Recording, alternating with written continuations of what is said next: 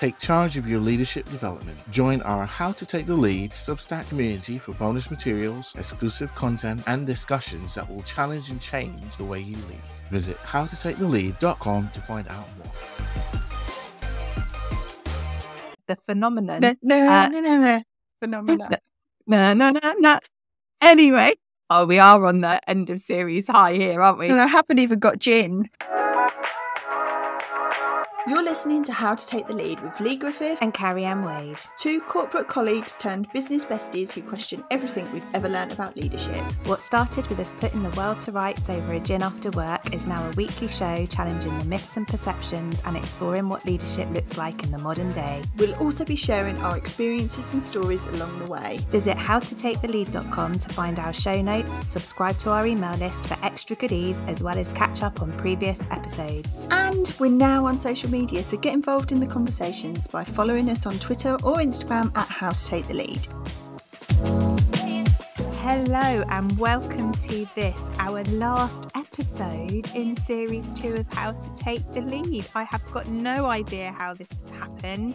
I can see the lovely Lee in front of me on the screens taking a big gulp of comforting tea and possibly burnt her tongue, which is not going to be a good start to our last episode if she can't speak. So Lee, how are you doing as we mosey on into episode 10?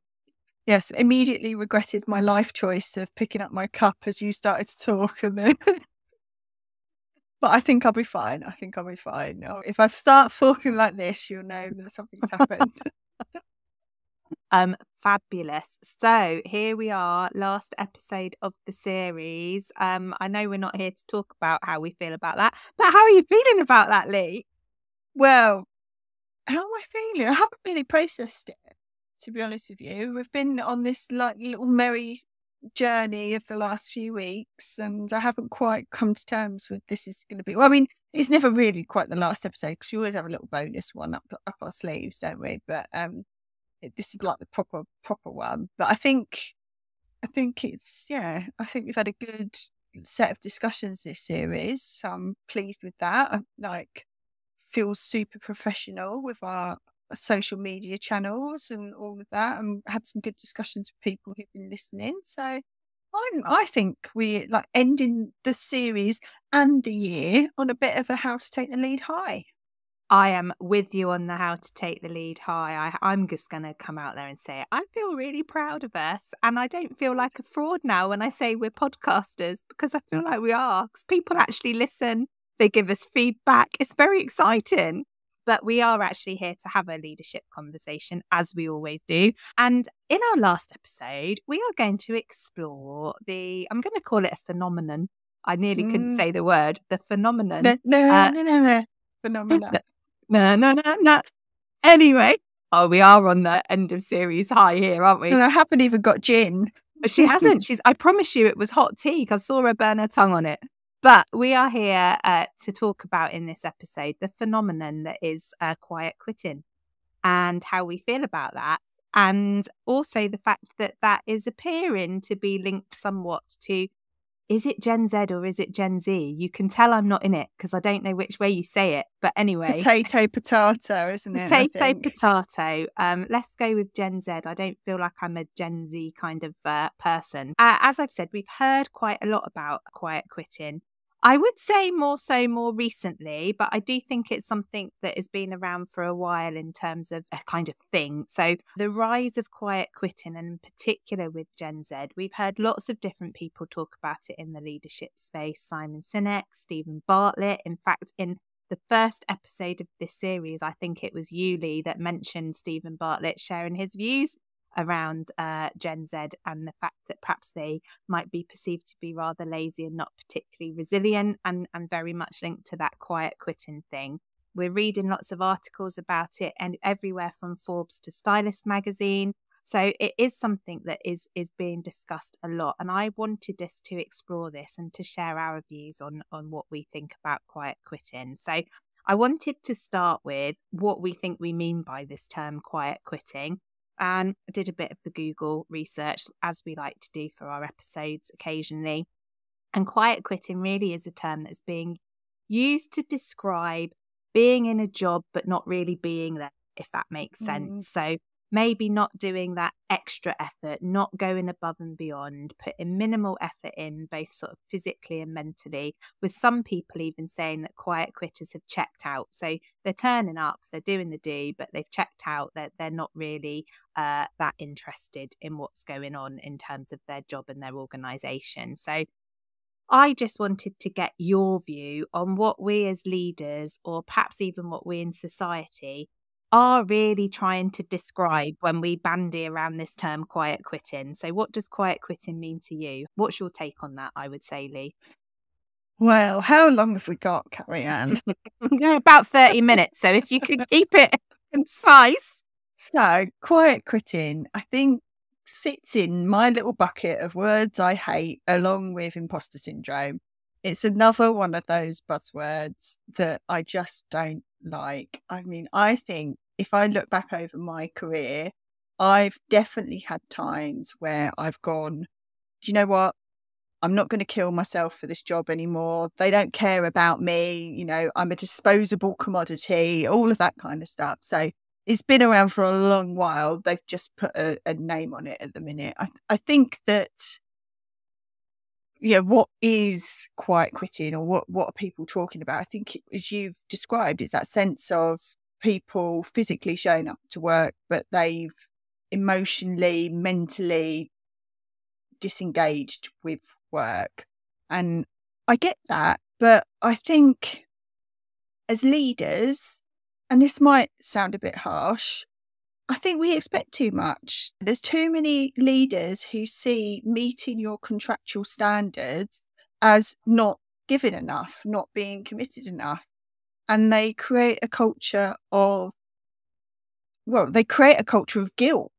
If people aren't putting themselves forward, aren't working long hours, aren't always on the email or contactable at any hour of the day, then they're labelled as not being committed enough. They're overlooked for opportunities, they're discriminated against.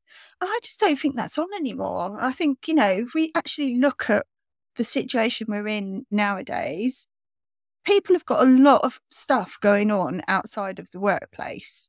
Yes, we've had the pandemic, and that's obviously changed how connected people feel to where they work and how much they want to give to an organisation. But for years, it's been the case of people having to juggle caring responsibilities, whether it's family, you know, children, or other types of caring responsibilities. I think you've got the issue. Well, it's not an issue. I think you've got the fact that people are developing maybe multiple portfolio careers, so that their investment isn't just in one organisation. So I think as leaders, we're being really short-sighted and old-fashioned if we think that our staff need to give over and above what we're contractually paying them to give. I think that there's an apathy as well around change.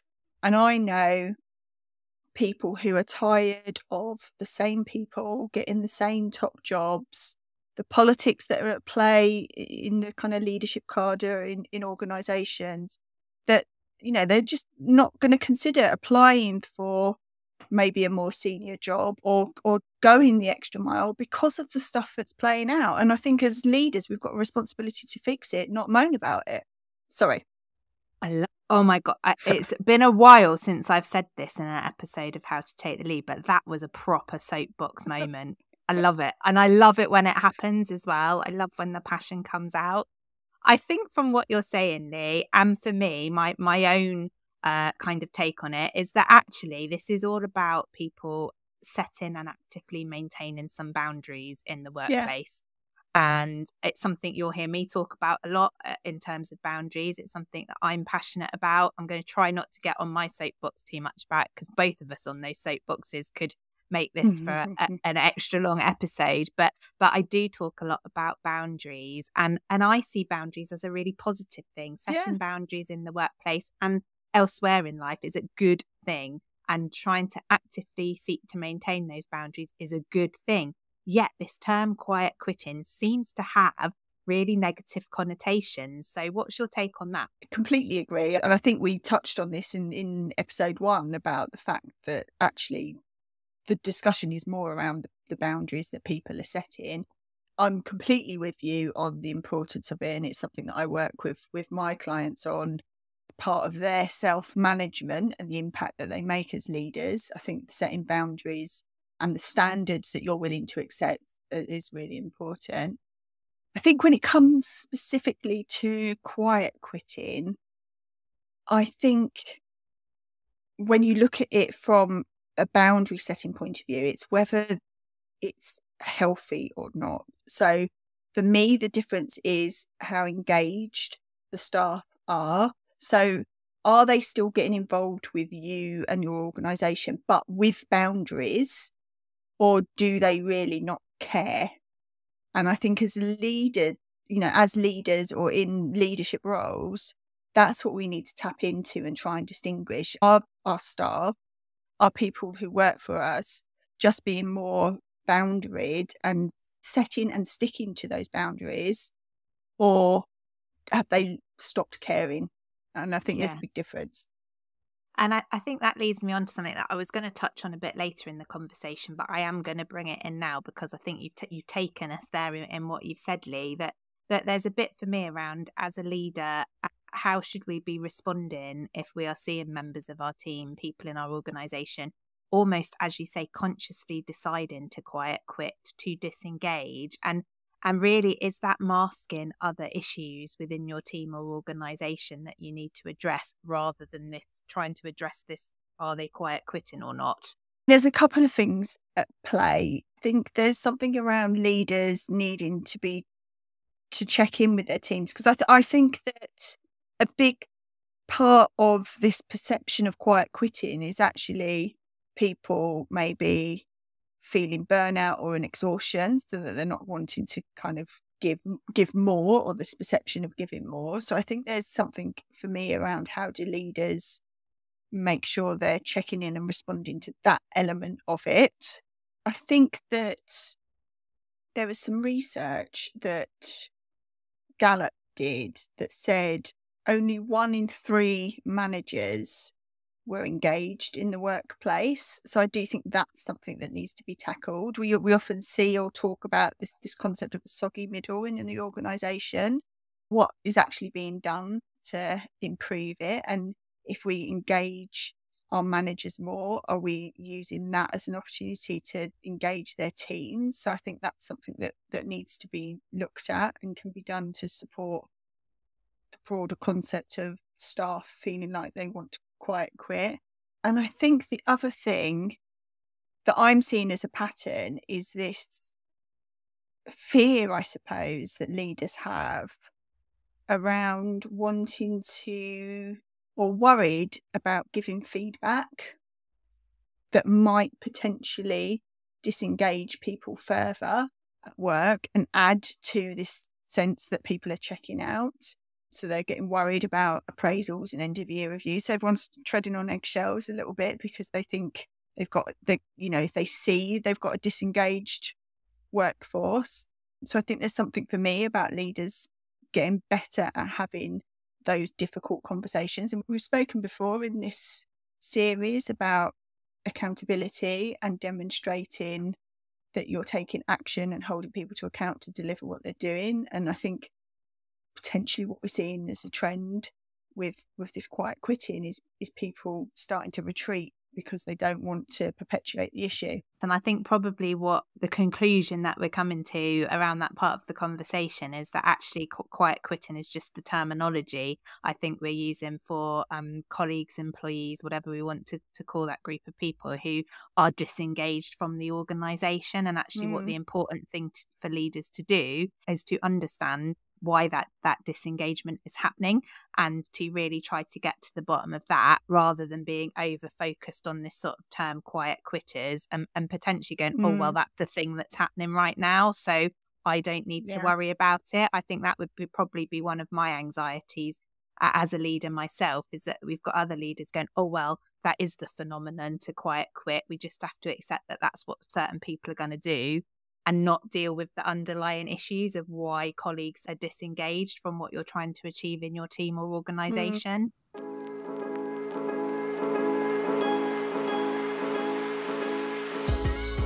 you a new, established or aspiring CEO looking to maximise your impact in the workplace? At Sunday Skies, I help you get clear on your big vision, create a strategy that connects and the communication plan to deliver it. No matter where you are in your CEO journey, through my unique blend of coaching and done-with-you consulting, I will give you the strategy, support and space to succeed in post. Visit sundayskies.com to find out more and sign up for my email to receive intelligence and information that will challenge and change the way you lead. If you're enjoying this episode of How to Take the Lead, please hit subscribe and go and leave a review or rating. We'd also love to hear your stories and thoughts on today's topic. Please DM us at How to Take the Lead on Instagram or Twitter, or tag us into your socials using the hashtag How to Take the Lead. So we touched at the start of this conversation around the Gen Z workforce, and I think recent conversations about quiet quitting have definitely been more associated with that generation of workforce. But I guess I want to explore whether or not that's a fair portrayal. I think they're being portrayed as a generation of workers who don't want to put the effort in, who are lazy, who don't, like you say, don't necessarily want to show up and put the hard graft in. But I think as we've started to talk about, what we're really seeing are people perhaps being more articulate and overt about the boundaries that they're putting in place. I think my perception would be that some of that started happening even pre-pandemic. And I know you touched on the pandemic giving people an opportunity to reframe their relationship with work and employment. But I think I've been seeing employees with lots of years experience leaving roles, and particularly in healthcare, which is the industry I work in as part of my day job, people leaving that because of the experiences they've had, because of that burnout that you've talked about, because of looking for those portfolio career opportunities.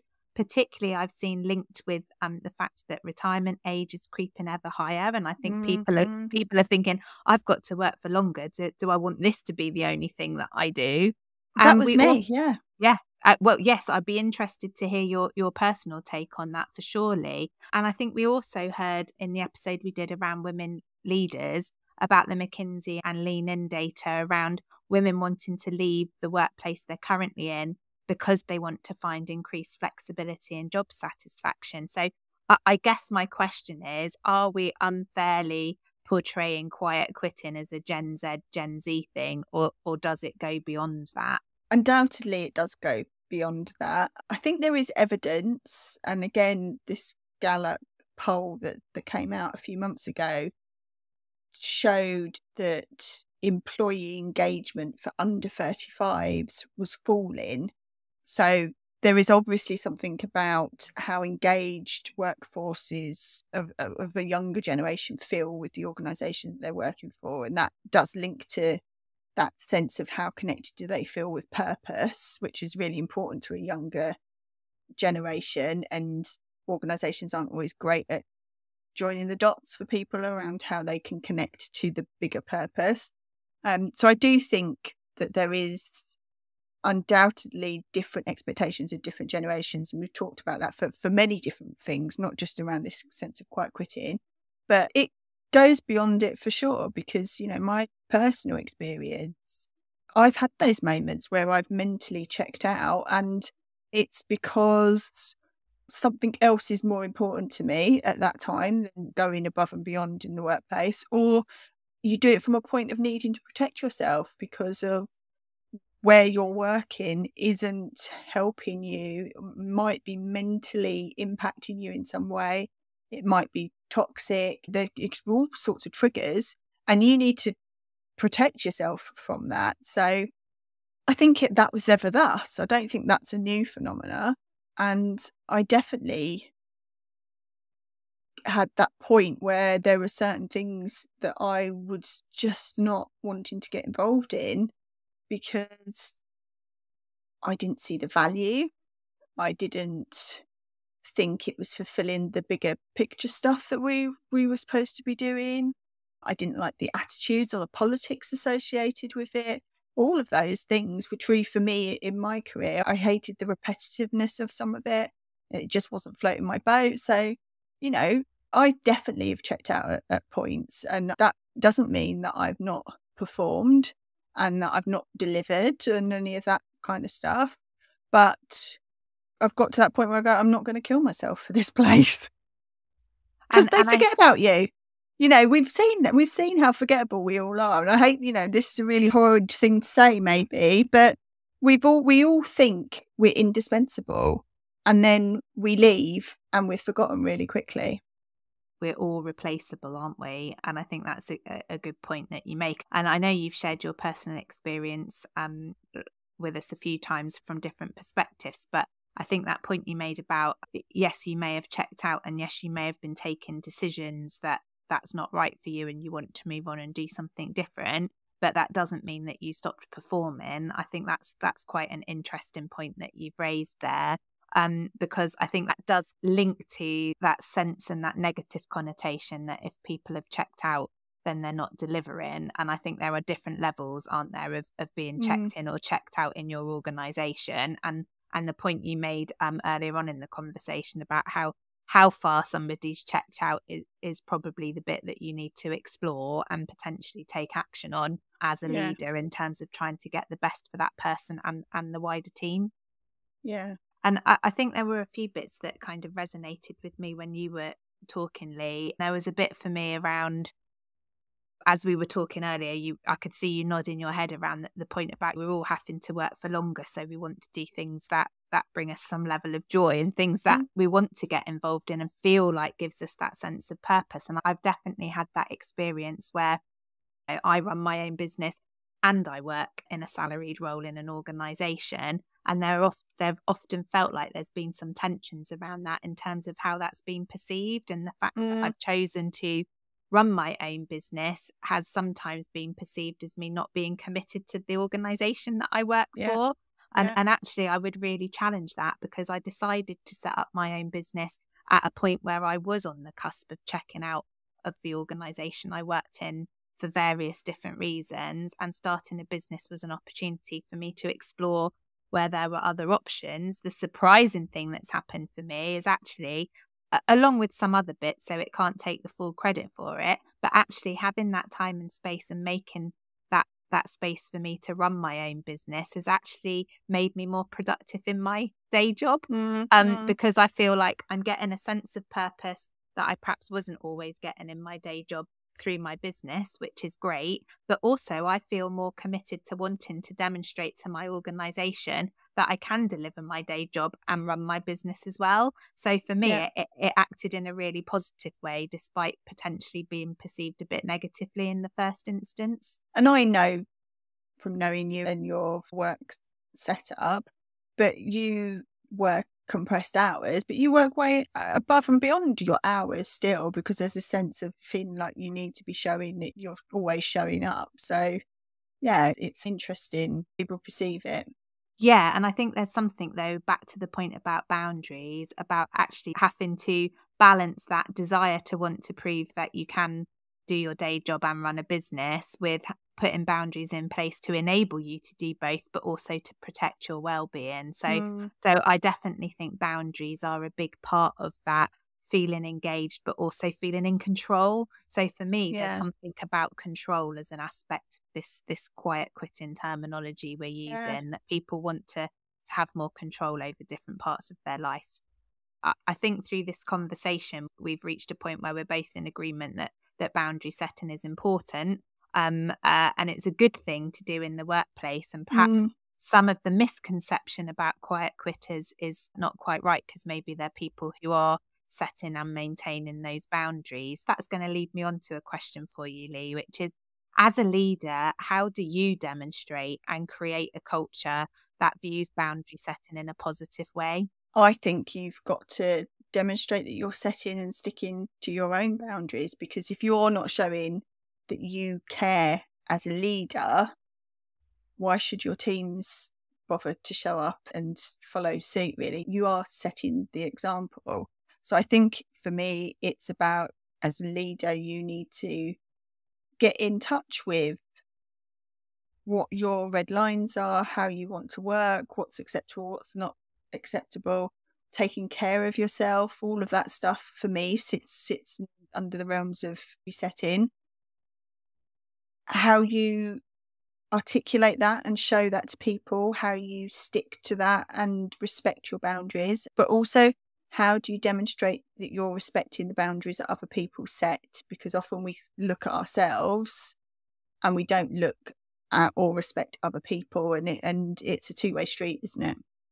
That's a really important point about how you respect other people's boundaries and accept that people are wanting to set and maintain those. I think that is really important piece of advice for leaders. I'm conscious of how long we've been going in this episode, and it feels like you're moving us there naturally in terms of advice and top takeaways, Lee. We've kind of tried to explore what we think quiet quitting is. I think it would be safe to say we don't think it's a new thing. It's just the latest term that we're putting on perhaps groups of people who are feeling disengaged in the workplace, or who are being really proactive about setting their boundaries. And I think there feels like there's possibly two camps there of different sorts of people who might be perceived to be quiet quitting in the workplace. We've had quite a robust discussion around the boundary setting aspects of that. But I guess where I'd like to take us in terms of ending on some takeaways for people is what advice would you give to leaders listening who want to support their colleagues, perhaps to have a healthier relationship and more positive experience with work, given that it feels like some quiet quitters, if that's what we want to call them, are not experiencing that healthy, positive relationship? I think it goes back to how are you engaging them, and how are you engaging them around the purpose of what it is that you do. I think it's as simple, and I say that loosely because I know it isn't simple, but I do think it's as simple as that. I think that's where you need to be showing up and inspiring as a leader. I think if there is a disconnect between the promise and the experience, that's where you have a problem. And we've touched on that with culture. We've touched on it with accountability and several of these episodes where we've talked about it. So yeah, engagement around a purpose. I absolutely think that's brilliant advice, Lee. And I guess I would just add that I don't think we should make assumptions about the types of people, the demographics of people in our organisations who might be perceived to be quiet quitting, because I don't think it's a Gen Z issue. I think there are more people who are disengaging for various different reasons. The point about trying to understand that is a really important one as a leader, for sure. And then back to that kind of demonstrating that you can set and respect boundaries both for yourself and for other people would definitely be my advice around creating a bit more of a healthy relationship for people in your workplace. I'm sure we could go on for longer with this conversation, as we could have done with every conversation we've had, but we do have to draw this series to a close. The last formal, proper episode of this series, as Lee said at the start, we usually have a cheeky little something up our sleeves, don't we? Just in case people miss us. Yes, or even just so we can talk to each other, really. Yeah, for some reason now we seem to need to have all our conversations recorded, which is very strange. We can talk to each other outside of the podcast, but I love the conversations that we have as part of the podcast. So is that why you've started sending me voice notes now? Because you just like to do everything via recording? Today in particular has been a voice note kind of day. I've not had the time to type it out. It's easier to do the voice notes, but I realise that I'm coming at that probably quite far behind everyone else who's been using voice notes forever. So you know me, finger on the pulse and all that.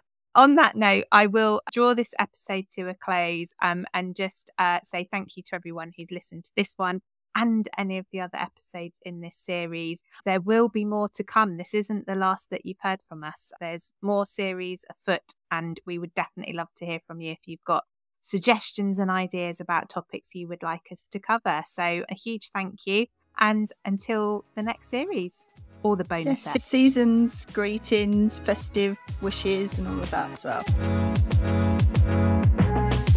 Thanks again for listening to today's episode. Don't forget to hit subscribe so you're the first to receive new episodes when they drop every Thursday. If you enjoyed the show, please rate it or leave a review. Visit howtotakethelead.com for all the info from today's show, to catch up on previous episodes and to sign up to our mailing list. And we'd love to know your thoughts and experiences on the topics we cover. Follow us at How to Take the Lead on Instagram and Twitter to get involved in the conversation. So until next week, get out there and take the lead. you.